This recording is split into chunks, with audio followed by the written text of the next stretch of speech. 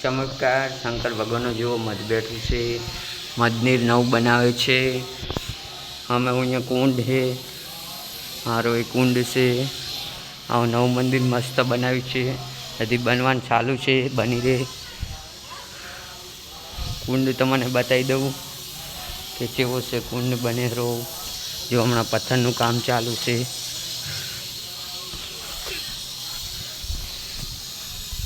આ તલાવ છે, તલાવમાં ચોક કુંડ છે.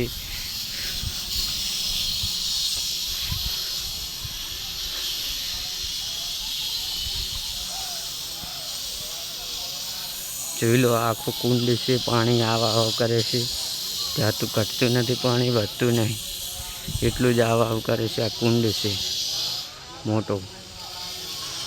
જો શંકર ભગવાનનો પુલ બને છે. આ મંદિર નવું બનેલું પાડીના મંદિરમાં છે. આ મંદિરમાં લાવવાના શંકર ભગવાન મોટા.